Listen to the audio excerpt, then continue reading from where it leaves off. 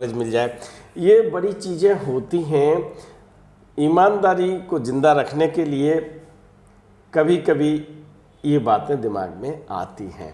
आपको याद होगा उग्रा साहब ने कहा था, उग्रा साहब के पिताजी आईएएस थे, और जब उन्होंने और चौथा भंडारा जो हमारा सबसे बड़ा भंडारा है वो होता है आपका अनंत चतुर्दशी जी।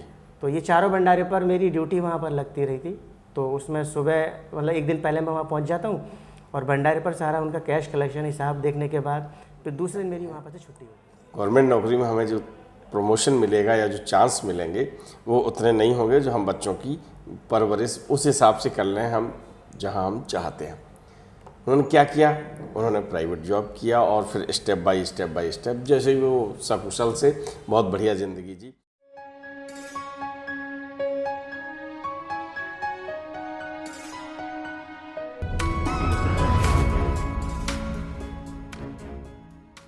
आज ऐसे भक्त से मिलवाते हैं जिन्हें लगभग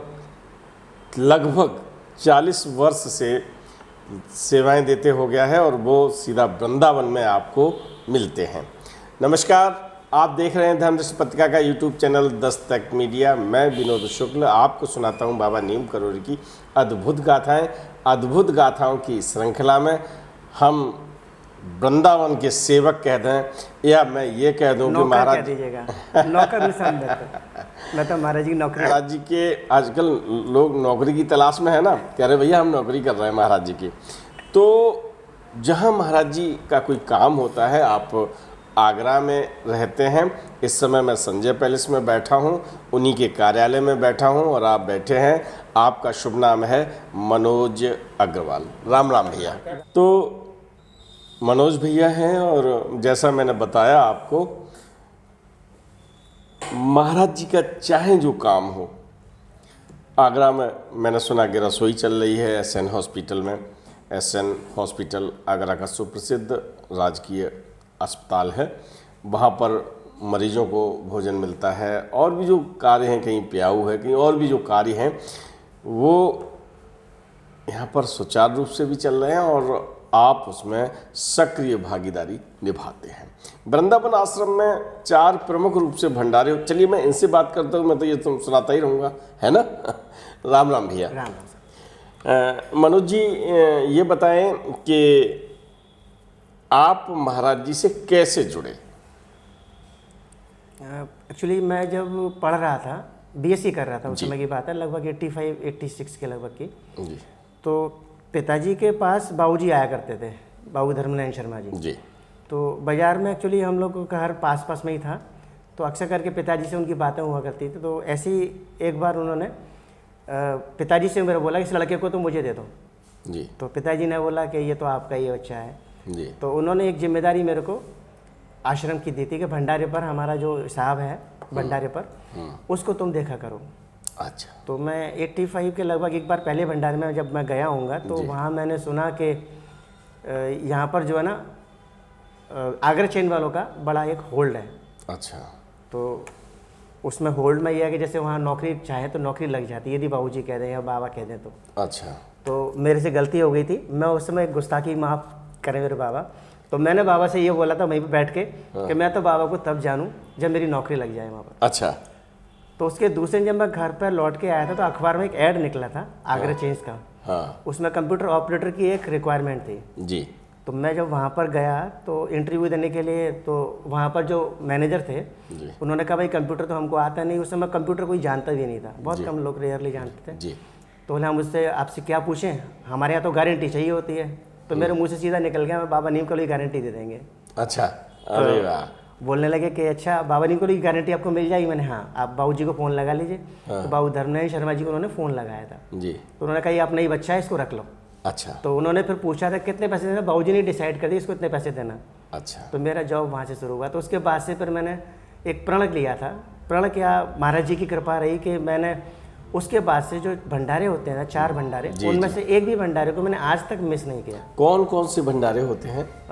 जैसे एक तो जनवरी फरवरी में होता है, लगभग स्थापना दिवस मनाते हैं हम लोग, जो बसंत पंचमी के दिन होता है। अच्छा। हम लोगों के जो भंडारे हैं वृंदावन में वो तिथि के अनुसार होते हैं, डेट फिक्स नहीं है उसकी जी। तो पहला भंडारा वहाँ स्थापना दिवस मनाया जाता है जो बसंत पंचमी के दिन होता है। बसंत पंचमी। दूसरा भंडारा होता है हनुमान जयंती का, जो पूर्णिमा के दिन होता है, तो उसमें हनुमान जयंती पर भंडारा होता है। तीसरा भंडारा होता है गुरु पूर्णिमा पर, जो मुड़िया पूनो वो लोग कहते हैं, गोवर्धन का बहुत बड़ा मेला भी लगता है जी वहाँ। जी जी जी। तो वहाँ मुड़िया पूनो का गुरु पूर्णिमा। और चौथा भंडारा जो हमारा सबसे बड़ा भंडारा है वो होता है आपका अनंत चतुर्दशी जी। तो ये चारों भंडारे पर मेरी ड्यूटी वहाँ पर लगती रही थी। तो उसमें सुबह मतलब एक दिन पहले मैं वहाँ पहुँच जाता हूँ और भंडारे पर सारा उनका कैश कलेक्शन हिसाब देखने के बाद फिर दूसरे दिन मेरी वहाँ पर से छुट्टी होती है। तो ये मेरी नौकरी अनवरत महाराज जी की कृपा से अभी तक चल रही है। लगभग 40 साल होने जा रहे हैं। लगभग 40 साल हो जाएंगे। बाबूजी अक्सर पूछा करते थे कितने साल हो गए तेरे को। हाँ। मैं जब भी भंडारा जाता भी पूछते थे कितने हो गए, तो मैं उसको काउंट करके बाबूजी को बताता था कि साहब 36 हो गए, शायद 36 साल हो गए तेरे को। हाँ। गैप नहीं हुआ तेरा एक बिल्कुल, मैंने आपकी महाराज जी की कृपा रही है मेरे पर। अच्छा, ये एक नई बात बताई आपने, गैप नहीं हुआ। गैप नहीं हुआ। लगभग 4 दशक पूरे हो रहे हैं आपको, तो कभी कभी ऐसा नहीं हुआ कि कभी घर में कोई इमरजेंसी हो, कोई बात हो? ऐसे कई इमरजेंसी हुई हैं जी। उनमें से एक था कि मेरे छोटा बेटा हुआ था जी। सितंबर के महीने में उसका जन्म था, 16 सितंबर जी। और उसके दूसरे दिन मेरा भंडारा था जी। तो मेरी वाइफ का सीजेरियन ऑपरेशन हुआ था, बड़ा ऑपरेशन था। जी। तो डॉक्टर साहब ने बोला था कि ये तो अब 10 दिन के बाद छुट्टी इनकी मिलेगी। जी। अब मुझे वृंदावन आना था, तो मेरे मन में वो थी कि मेरे को कैसे मैं वृंदावन जाऊँगा, क्या करें। हाँ। तो मैंने डॉक्टर साहब से रिक्वेस्ट किया, मैंने कहा आप ऐसा करिए, इसका जो बैंडेज वगैरह है वो हम लोग घर पर नर्स रख के करा लेंगे, जी। आप उनको छुट्टी दे दीजिए। तो उन्होंने कहा भी मैं रिस्क नहीं दूंगा, आप अपनी रिस्क पर ले जाना चाहे तो ले जाइए। तो मैं तो महाराज जी का नाम लेकर उनको घर पर ले आया था। मैंने माता जी को बोला ना आप इनकी केयर करना, मैं तो चला वृंदावन। मैं चला आया। ऐसे कई बार हुए बीच में, जैसे कभी कभी ऐसे भी होता था कि छोटे बच्चे होते थे जब, तो बच्चों को बुखार आ रहा है बहुत तेज और मैं अपना चल देता था। तो महाराज जी का नाम लेके मैं चलता रहा, लेकिन कभी कोई ऐसी कोई अनहोनी घटना मेरे साथ में नहीं घटी कभी। कितने बच्चे हैं आपके? 2 बेटे हैं मेरे। 2 बेटे। क्या कर रहे हैं आजकल? 2 बेटे में बड़ा बेटा मेरा इंजीनियरिंग करा था उसने, और वो अगर यूएस पढ़ने चला गया था। अच्छा। तो आजकल वो यूएस में ही सेटल है, IBM कंपनी में रिसर्च में हुआ है, सीनियर रिसर्च एनालिस्ट करके। जी। छोटा बेटा मेरा डॉक्टर बन गया है, उसने MBBS कंप्लीट किया, वो RML लखनऊ में है। अरे वाह। तो पारिवारिक पृष्ठभूमि इसलिए पूछा करता हूँ कि संघर्ष के दिन भी आते हैं और संघर्ष के दिनों में जब परीक्षाएं होती हैं तो लोग भटक जाते हैं। ये भी एक परीक्षा ही है कि बेटा हुआ है, सिजेरियन हुआ है और डॉक्टर कहता नहीं हॉस्पिटल से छुट्टी नहीं देंगे, और ओवर कॉन्फिडेंस, ओवर मैं इसलिए कह रहा हूँ कि डॉक्टर कह रहा है और आपको ओवर है, और ऐसा ही जब ओवर कॉन्फिडेंस हो जाता है तभी वो भक्त की श्रेणी में आता है। कॉन्फिडेंस में नहीं आता, ओवर कॉन्फिडेंस करके, और आप चले जाते हैं वृंदावन सेवा में। आपके पिताजी क्या महाराज जी की सेवा में रहे हैं? नहीं, पिताजी मेरे महाराज जी की सेवा में नहीं रहे। एक्चुअली राजमंडी में उनका बिजनेस है देश घी का, तो वो पिताजी का। अच्छा। तो आजकल तो वो गुजर चुके हैं पिताजी मेरे जी। तो महाराज जी कभी कभी राजमंडी में आया करते तो दर्शन वगैरह हुआ करते थे, लेकिन महाराज जी आते थे और क्योंकि भंडारे या जो भी काम होता था देसी घी का होता था। देसी घी का बिजनेस। तो आपके यहाँ से परचेजिंग की होगी? महाराज जी को उस समय और भंडारे नहीं हुआ करते थे। अच्छा। भंडारे तो बाद में 78 से शुरू हुआ यहाँ पर वृंदावन में। अच्छा। बाबू जी की महाराज जी आपके पिताजी की शॉप पे आया करते थे? हाँ, कभी कभी। मतलब आपके पिताजी ने महाराज जी के दर्शन किए हैं? हाँ, पिताजी ने दर्शन किए, मेरे बाबा ने ज़्यादा किए हैं। बाबा हमारे ज़्यादा जानते थे। अच्छा। हाँ। तो बाबा के बारे में बाबा कैसे जुड़े बाबा से? बाबा का वही मतलब जैसे कि जो दुकान पर बैठते थे बाबा हमारे जी, और बाबा जब आए हैं तो वैसे दर्शन जैसे लोग करते थे वैसे उनके दर्शन, लेकिन उस समय पर बाबा को बहुत सारे लोग उस तरह से नहीं जानते थे। अच्छा। कि महाराज जी में तो जनरल एक आदमी की तरह से जैसे आप दुआ सलाम होती थी उस तरह से आप राम राम करती, और कोई बात हुई तो थोड़ा बहुत बातें होती थी। अच्छा, लगता नहीं कि महाराज जी ने जहाँ अपना निवास बनाया गोकुलपुरा में, और ये आगरा का जो क्षेत्र है वहाँ अपने को बिल्कुल छुपा के रखा, प्रकट नहीं होने दिया? महाराज जी का एक्चुअली क्या है कि जो अंतिम समय तक महाराज जी ने जहाँ अपने उन्होंने शरीर छोड़ा था जी, तो उस समय तक उन्होंने कभी किसी को उजागर नहीं होने दिया कि महाराज जी के पास इतनी विलक्षण प्रतिभाएं हैं, या एक हनुमत स्वरूप हम कह सकते हैं उनको, हनुमत अवतार थे। क्योंकि कई लोगों से सुना भी है और आपने देखा भी होगा कि महाराज जी एक समय पर कई जगह पर आधारित स्थापित हो जाते थे। अच्छा। तो उसमें ये सब चीज़ें जो महाराज जी इसको छुपा के रखते थे हमेशा। कई बार बच्चों के संग में खेल में ऐसा करते थे कि अच्छा मैं ताली बजाता हूँ, देखो लाइट बंद हो जाएगी, ताली बजाई, लाइट बंद हो गई, अच्छा। फिर ताली बजाई तो लाइट फिर आ गई। तो बच्चे उसको खेल समझते थे कि जादू हो रहा है। अच्छा। तो महाराज जी ने कभी इस चीज़ को महसूस नहीं होने दिया सामने वाले को कि महाराज जी के अंदर कुछ ऐसी प्रतिभा है। बच्चों को प्रसन्न कर देते थे, प्रसन्न करते थे। आ गई, हाँ, आ गई, चली गई। हाँ। हाँ। तो उसमें कुछ महाराज जी कहा भी करते थे कि यदि मान लो लोगों को पता लग गया कि हमारे अंदर ये है तो हमारे तो शरीर नोच खाएंगे लोग। तो जाहिर सी बात है, जैसे आदमी भी मान ली किसी के पास इस तरह का है तो महाराज जी इस चीज़ से बचा करते थे, प्रोपेगेंडा से हमेशा। अच्छा। तो महाराज जी आपके बाबा से मिले, आपके पिताजी को दर्शन हुए जी। और इसके बाद ये लीला चलती रही और बाबूजी आए फिर यहाँ वृंदावन आश्रम में अपने प्रभात में। मैंने तो बाबूजी के रूप में ही अपने महाराज जी को देखा है, क्योंकि महाराज जी के दर्शन तो मैंने नहीं किए जी, लेकिन बाबूजी में ही मैंने हमेशा अपने दर्शन महाराज जी के किए। अच्छा। और आश्रम में बैठ के मैंने वो अनुभूति की है कि महाराज जी पूरे आश्रम में अपनी उस जगह पर विद्यमान है। इवन मैंने वहाँ पर जो पेड़ लगे हुए उसके एक एक पत्ते में मैंने महाराज जी को देखा है। मैं एक्चुअली जब शुरू में भंडारा जब होता था तो हम लोग, मेरा काम इस तरह का था कि जैसे हम कैश कलेक्शन रात में मिलाते थे जी। तो रात में मैं अकेला टेबल पे बैठ के और कैश मिलाने के लिए मैं बैठता था। तो रात में मैंने 2 बजे 2:30 बजे तक मैंने महसूस किया है कि महाराज जी यहाँ पर विद्यमान है। अच्छा। तो ये मैंने वहाँ पर अपने महसूस किया और अभी भी मैं मान के चलता हूँ कि जैसे महाराज जी हमेशा हमारे साथ रहते हैं। और कोई भी काम हमको करना होता है, जैसे मैं बहुत ज़्यादा फाइनेंशियली साउंड नहीं रहा, मेरी प्राइवेट जॉब रही थी उस समय पर, शुरू में आगरचंद में था। उसके बाद मैंने बिज़नेस भी किया, लेकिन मेरा बिज़नेस भी लेबर टाइप का था। तो बाबूजी भी हमको कहा करते थे कि तू हथौड़ी छेना चलाएगा, हथौड़ी छेनी चला और कुछ नहीं करेगा, थोड़ी हथौड़ी और चला लियो और मिल जाएंगे। तो हमारा हमेशा ऐसे ही रहता था कि जैसे, लेकिन जिस हिसाब से हमारा पारिवारिक जो पृष्ठभूमि रही या जैसे जो रहा, तो उसके हिसाब से सब चीज़ें महाराज जी की दया से हमारी एक क्लास हुई है। मेरी बिल्कुल भी हैसियत नहीं थी कि मैं बच्चे को अमेरिका में पढ़ा पाऊँ जी। और मैंने 30 लाख रुपए का लोन अप्लाई किया बैंक से, तो वो भी महाराज जी की दया से मेरा हो गया। हालांकि मेरे उसमें घर दुकान जितनी भी थी सब प्रॉपर्टी मेरी रख गई थी। अच्छा, मॉर्गेज हो गई। हाँ, लोगों ने ये कहा था कि जैसे तू मोटरसाइकिल पे चलता है, कहीं ऐसा ना हो कि साइकिल पे आ जाइयो। तो कोई बात नहीं है, सब बच्चों के लिए है। तो महाराज जी का पूरा आशीर्वाद ऐसा बना रहा। तो बच्चे ने जब वहाँ पर कंप्लीट किया, उसके बाद वो IBM में सेलेक्ट भी हो गया।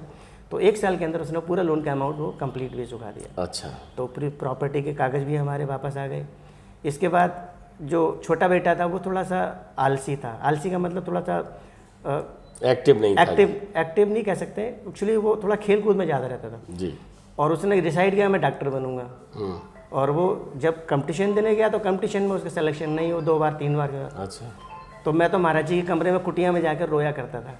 बाबूजी से कहता था कि बाबूजी कैसे भी करके इसका पढ़ाई में, अब जिसने जिद कर लिया कि मैं डॉक्टर ही बनूंगा, तो मैं क्या करता हूँ, महाराज जी से प्रार्थना कर। तो मैं बाबा की कुटिया में जाके वृंदावन में रोया करता था। तो रोते रोते पता नहीं कैसे एहसास होता था कि ठीक है तू चिंता मत कर, हो जाएगा। तो 2 बार के बाद तीसरी बार में उसका सिलेक्शन हुआ और गवर्नमेंट कॉलेज मेरे को मिल गया, क्योंकि मेरे को ये डर लग रहा था कि कहीं प्राइवेट कॉलेज में ऐसी एडमिशन होगा तो बहुत ज़्यादा फीस है, मैं कहाँ से पढ़ा पाऊँगा इसको। तो महाराज जी की दया ऐसी रही कि वो गवर्नमेंट कॉलेज मिल गया। बहुत आसानी से हम लोगों का गुजर बसर भी होता रहा और दोनों बच्चे हमारे बहुत अच्छे सेटल हो गए महाराज जी की दया से। जी। तो आजकल आप यहाँ संजय पैलेस में बैठे हैं, ये आपकी शॉप है? ये मेरी अपनी, हाँ, ये मेरी अपनी खरीदी हुई है। ये एक्चुअली 3 दुकानें थी मेरी जी। तो एक एक करके स्टेप बाय स्टेप मैंने ली थी जी। तो वो भी मेरा बाबूजी से ही ऐसा रहा कि जब भी कोई चीज़ मैं नहीं लेता हूँ, जो भी कुछ मेरे को करना होता है तो बाबूजी से ही पूछा करता था जी। तो बाबूजी से ही मैंने कहा था ना बाबूजी दुकान चाहिए तो ले महाराज जी करेंगे सब। तो जो हमारे लैंडलॉर्ड थे, जो यहाँ पर जो बिल्डर थे हमारे, उन बिल्डर ने हमको सिर्फ 10,000 रुपये देकर दुकान मेरे को दे दिया, पोजीशन ले ले, तू अपने कमाता रहियो और देता रहिए। तो उस समय पर मैंने 10,000 रुपये देने के बाद पोजीशन ले लिया था और धीमे धीमे करके मैंने उनके पैसे चुका दिए। फिर उन्होंने कहा भाई एक और दुकान ले ले, फिर उन्होंने एक और दुकान दे दी। 3 दुकानें मेरे पास थी। तो उसके बाद मैंने एक नीचे बेसमेंट की सेल कर दी। 2 दुकानें अभी यहीं संजय प्लेस में मैंने मकान लिया। तो बाबूजी को फिर मैं लेके आया, बाबूजी मकान का मन है मेरा। बाबूजी बोले तू ले ले, बहुत अच्छा रहेगा, तेरे छोटे छोटे बच्चे हैं, यहाँ तू इतने सेफ रहेगा। तो वो मकान भी मैंने यहाँ संजय प्लेस में ही लिया। मैं फ्लैट में रहता हूँ कैलाश टावर के अंदर। अच्छा अच्छा। तो वहाँ मेरा फ्लैट है। अभी रिसेंटली मैंने 2 साल 3 साल पहले एक नया घर मैंने बनाया। एक्चुअली मेरा 2 BHK था। तो बड़े वाले बेटे की जब शादी हो गई तो बच्चे आते थे तो मेरे को थोड़ा सा ये लगता था कि हम बच्चों को कहाँ रुकाएंगे। तो फिर एक बार फिर मैंने बाबूजी से गुजारिश की कि बाबूजी एक घर लेना चाहता हूँ। तो बाबूजी को मैं बाईपुर रेंज में एक वो है उत्तमगिरी ऑर्चिड कॉलोनी जी। तो वहाँ पर एक मैंने मकान दिखाया था। बाबूजी ने सब मकानों में से खड़े होकर बोला कि ये वाला ले ले, यहाँ तो मेरी रेंज रही है, यहाँ तो मैं बहुत रहा हूँ, तो यही ले ले। तो मैंने कहा बाबूजी ये तो बहुत महंगा पड़ेगा, तो चिंता मत कर, जो होगा नहीं होगा तो हम देंगे तेरे को, अच्छा। तो हमसे ले लियो, महाराज जी सब करेंगे। और वो मकान भी मेरा अपना हो गया। आज मेरे पास 2 घर के मकान भी हैं, एक मेरी 2 दुकानें हैं प्रॉपर्टी में, बच्चे मेरे सेटल हो गए। और मैं एक्चुअली अभी आजकल जो है ना एक इंस्टीट्यूट ऑफ चार्टर्ड अकाउंटेंट्स है ICAI, तो उसकी आगरा ब्रांच में मैं पिछले करीब 12-14 साल से उसमें जुड़ा हुआ हूँ जी। तो उसमें एक ट्रेनिंग होती है, हर CA को कंप्लीट करनी पड़ती है। उस CA की ट्रेनिंग जो होती है उसमें IT पढ़ाते हैं। अच्छा। तो उसमें एक IT का कोर्स होता है, एक इसमें एडवांस IT का कोर्स होता है। तो वहाँ एज ए फैकल्टी में वहाँ जाता हूँ। तो सुबह 10:30 से लेकर 4:30 तक क्लास चलती है जी। उसके उसके बाद खाली समय में मैं अपने यहाँ ऑफिस में बैठता हूँ। महाराज जी की कृपा से सब कुछ ठीक ठाक चल रहा है और ज़िंदगी में उतार चढ़ाव के मौके तो आए ही, जब लगा कि बेटा MBBS कर पाएगा नहीं कर पाएगा, एडमिशन होगा नहीं, और होगा भी तो फिर गवर्नमेंट कॉलेज मिल जाए। ये बड़ी चीज़ें होती हैं। ईमानदारी को ज़िंदा रखने के लिए कभी कभी ये बातें दिमाग में आती हैं। आपको याद होगा उग्रा साहब ने कहा था, उग्रा साहब के पिताजी IAS थे और जब उन्होंने गवर्नमेंट जॉब के बारे में, आजकल भागते हैं बच्चे और होता है ये अलग अलग है, उन्होंने सोचा कि गवर्नमेंट नौकरी हमको नहीं करनी है, गवर्नमेंट नौकरी में हमें जो प्रमोशन मिलेगा या जो चांस मिलेंगे वो उतने नहीं होंगे जो हम बच्चों की परवरिश उस हिसाब से कर लें हम जहां हम चाहते हैं। उन्होंने क्या किया, उन्होंने प्राइवेट जॉब किया और फिर स्टेप बाय स्टेप जैसे वो सकुशल से बहुत बढ़िया ज़िंदगी जी। एक वक्तव्य मिला था और उसमें कहा था कि मेरे पिताजी को जो सिल्कन होती है ना, बहुत सुनहरी ड्रेस महंगी बनती है, तो वो पहने देखा था। फिर सेवानिवृत्त हुए तो उसके बाद उससे उतना महंगा नहीं पहना, उससे कम पहना, फिर खादी पहनी। और एक ईमानदारी की जब ज़िंदगी जीता है आदमी तो त्याग आता है, और तब वहाँ पर भी अगर आप समझौता नहीं करते तब आप महाराज जी के भक्त कहलाते हैं।